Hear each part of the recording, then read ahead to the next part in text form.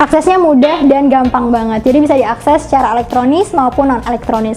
Waktu itu saya datang langsung ke PPID dengan cara datang ke kantor PPATK dan langsung datang ke ruang informasi PPID. Jadi dilayani dengan sangat baik oleh petugas dan petugasnya menjawab pertanyaan yang saya ajukan dengan sangat baik dan sangat ramah. Seluruh informasi yang ingin saya dapatkan benar-benar terjawab. Kalau malas untuk datang langsung, bisa mengunjungi website di ppid.ppatk.go.id ataupun kalau ada pertanyaan lebih lanjut bisa akses ataupun kirim email ke ppid@ppatk.go.id. Banyak sekali data-data yang bisa teman-teman dapatkan melalui PPID PPATK ini. Misalnya, laporan kinerja keuangan PPATK, laporan hasil kajian strategis, anotasi putusan tindak pidana pencucian uang dan tindak pidana pendanaan terorisme, dan masih banyak lagi. Jadi, jangan lupa mengakses PPID PPATK. Halo Sobat PPATK, selamat bergabung di Jumatan. Jumpa PPATK Pekanan. Bersama saya, M. Natsir Konga, dan narasumber terbaik.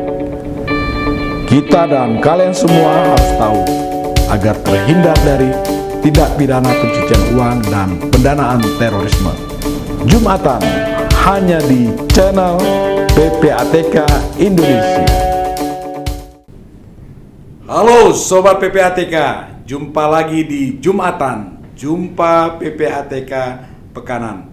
Bersama saya M. Natsir Konga, dan sudah hadir bersama kita rekan-rekan muda bersemangat ya. Ada Mbak Putri Rahmadani Hasibuan dan ada juga Mas Hidayatullah Nasution ya.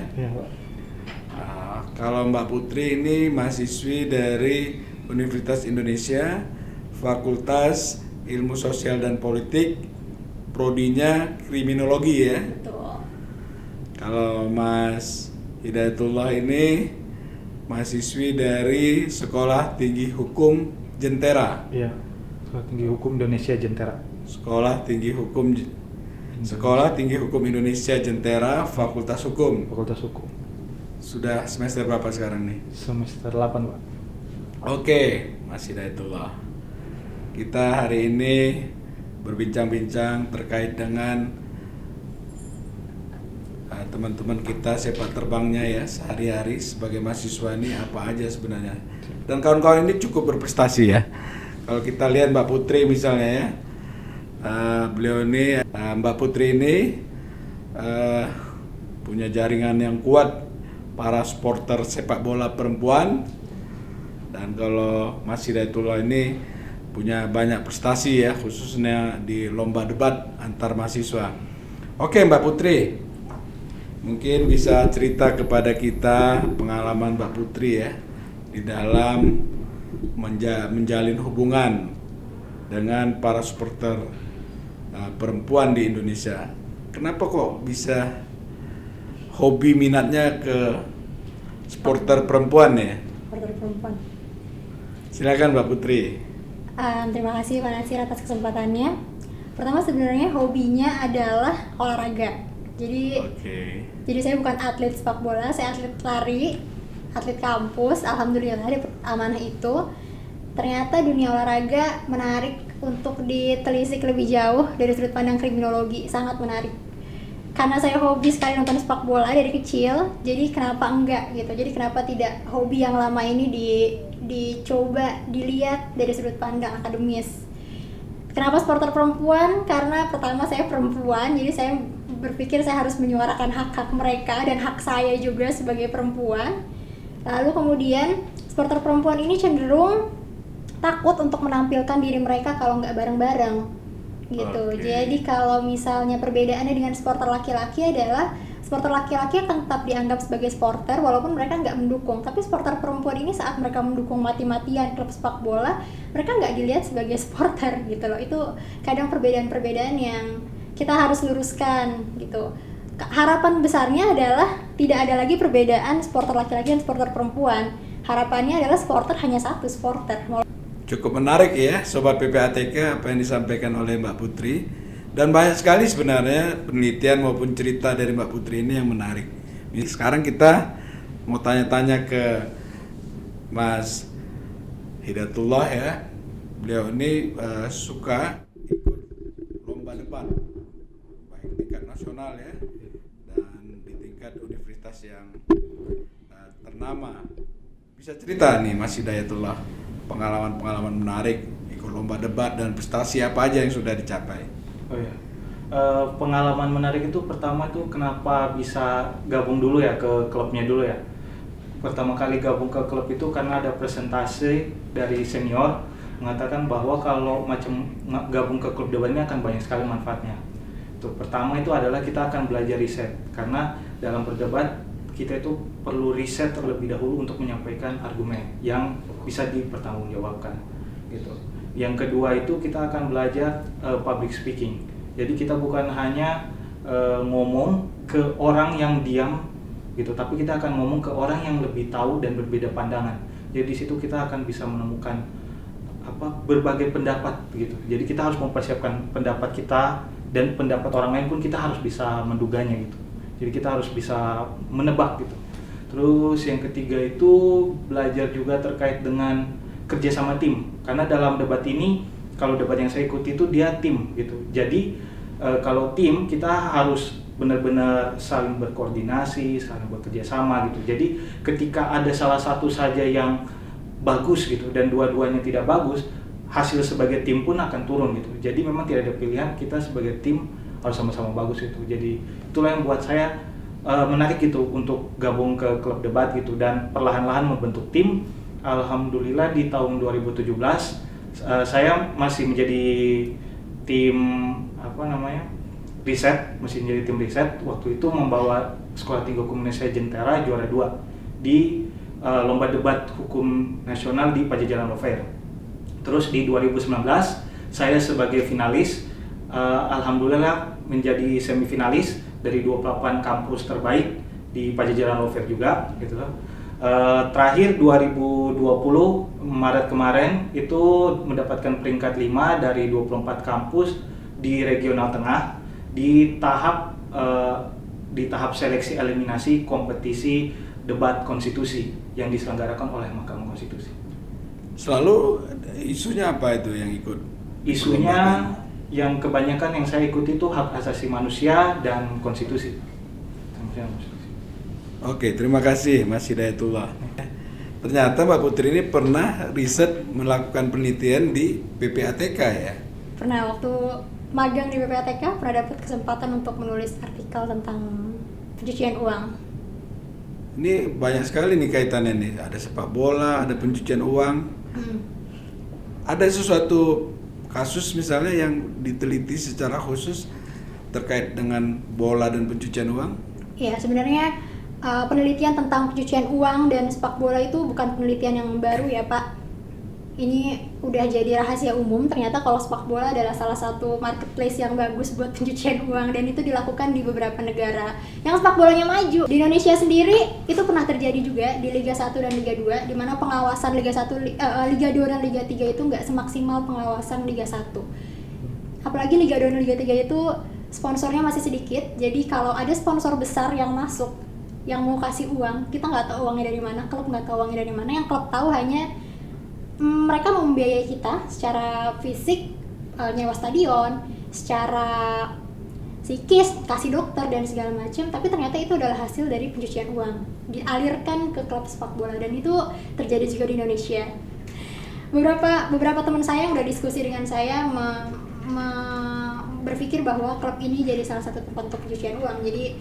Tapi saya stop aja karena saya harus meneliti lebih lanjut, saya harus riset lebih lanjut kalau untuk itu. Tapi di klub Liga 2 dan Liga 3 itu sudah terjadi di pertengahan tahun 2015-2016 mungkin, dan memang sudah ada yang ditahan karena itu. Jadi memang sepak bola, pencucian uang kaitannya erat sekali. Ya, saya juga pernah dengar ya dari pemberitaan bagaimana bekas Perdana Menteri Thailand juga terindikasi pencucian uang di sepak bola ya. Kemudian juga beberapa pejabat tinggi di Italia ya, klub sepak bola Italia. Jadi ketika merekrut pemain di sana juga punya muatan-muatan ya, indikasi-indikasi pencucian uang ya. Betul. Ya, jadi luas juga ternyata pengalaman Mbak Putri ini. Amin. Mas Hidayat, Ya, Pak.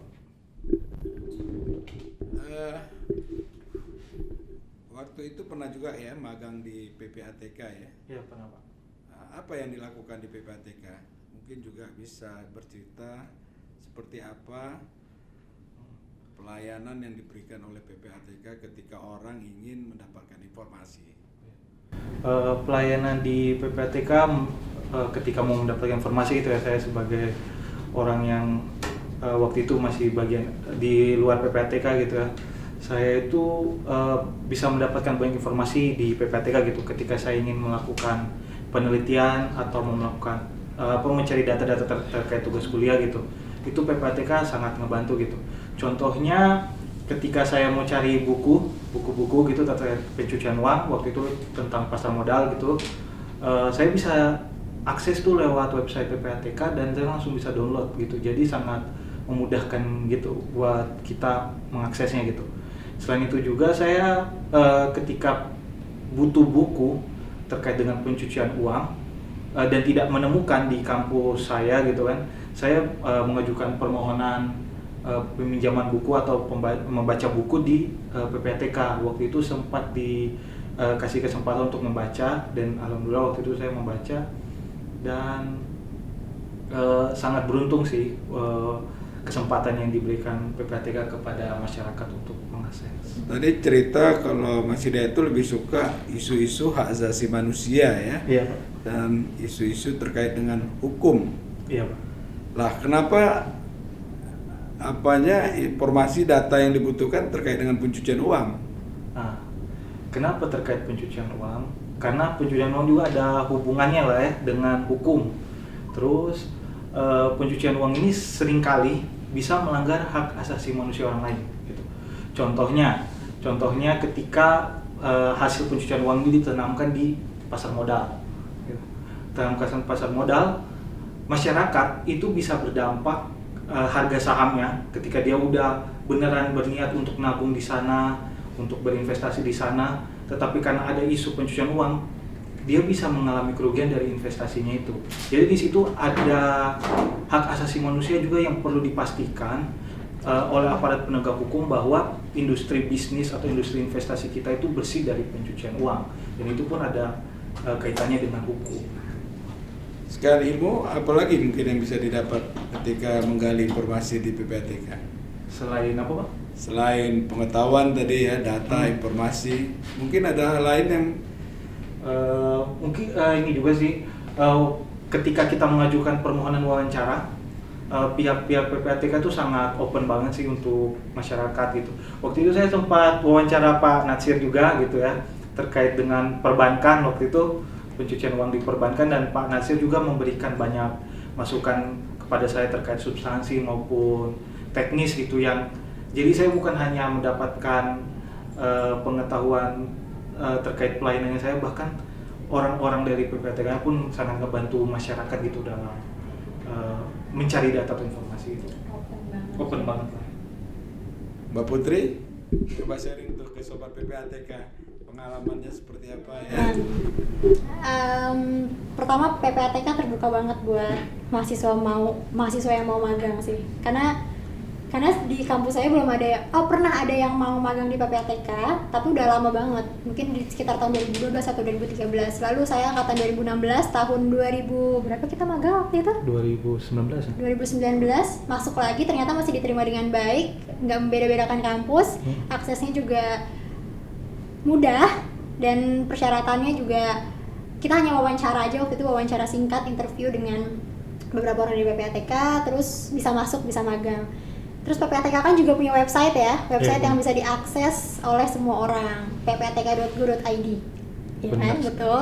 Di situ isinya kan ada jumlah laporan yang diselesaikan, ada HA, ada HP, ada juga siaran pers, ada juga artikel-artikel yang mahasiswa magang tulis ternyata masuk juga di websitenya. Statistik juga. Iya, statistik juga. Jadi itu ada kebanggaan sendiri buat mahasiswa magang karena artikelnya masuk.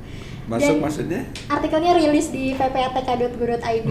Tulisan teman-teman tadi. Ya. dari berbagai perspektif kan. Kalau Dayat dari hukum, kalau saya dan teman-teman waktu itu dari kriminologi. Jadi 3.000-an ya, 3.000 lebih ya baca. Iya, jadi website itu membantu banget buat edukasi ke masyarakat kalau menurut saya, Pak.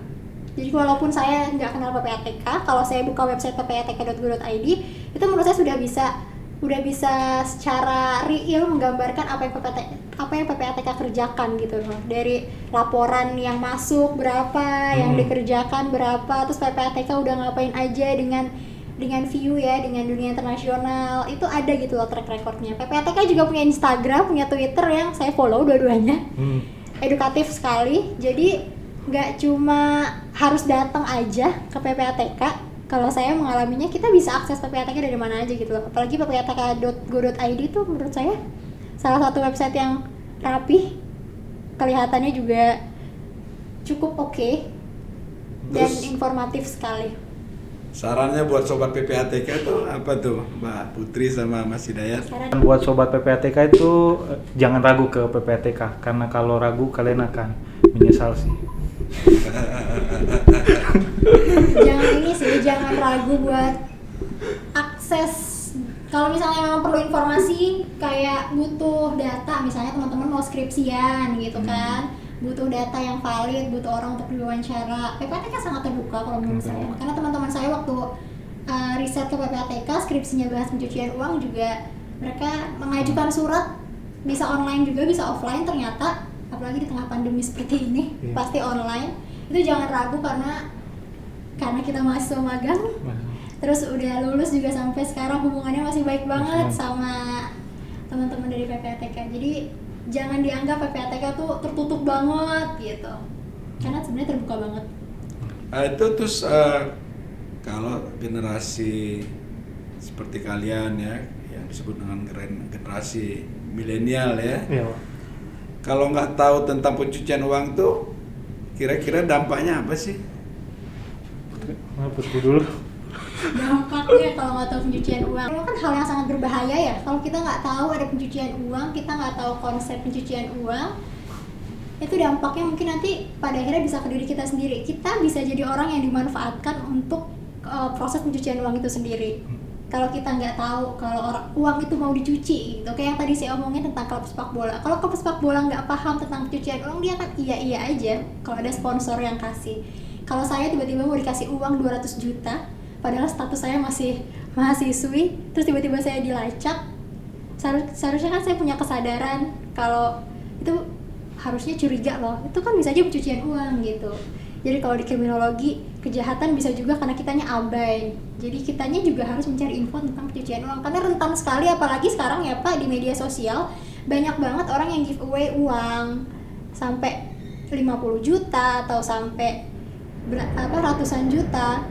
Kalau misalnya kita nggak punya kesadaran bahwa itu adalah hal yang buruk, kenapa tiba-tiba ada orang mau kasih uang segitu banyaknya kepada orang yang nggak dikenal?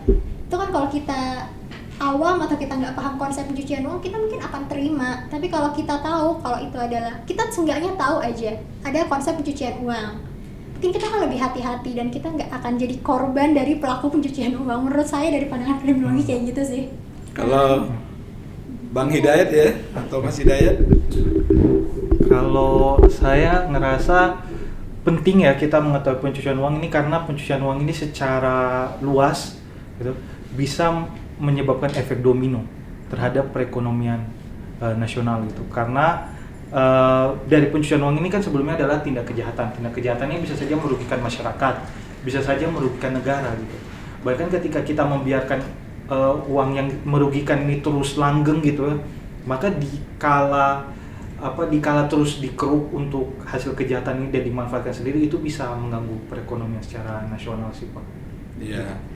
Jadi Sobat PPATK, apa yang disampaikan tadi oleh Putri dan Hidayatullah itu ada benarnya ya, dan memang banyak pengalaman yang mengajarkan kita, misalnya bagaimana seorang mahasiswi itu menjadi korban pencucian uang, kenalan dengan lelaki bule misalnya ya, kemudian mereka pacaran dan si cewek dimanfaatkan untuk buka rekening, lalu kemudian buku dan kartu tabungan tadi itu dimanfaatkan oleh lelaki tadi untuk menjadi sarana pencucian uang dari hasil dia mengedarkan narkoba. Banyak sekali cerita-cerita terkait korban ya, khususnya teman-teman putri yang menjadi korban dari pencucian uang. Jadi kita Sobat PPATK supaya camkan ya apa yang disampaikan oleh Putri dan Hidayatullah tadi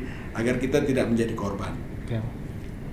Baik Sobat PPATK, kita sekali lagi mengucapkan banyak terima kasih atas kehadiran rekan Putri dan rekan Hidayatullah yang telah sharing ya buat kita semua di sini. Kalau bersih, Kenapa harus risih?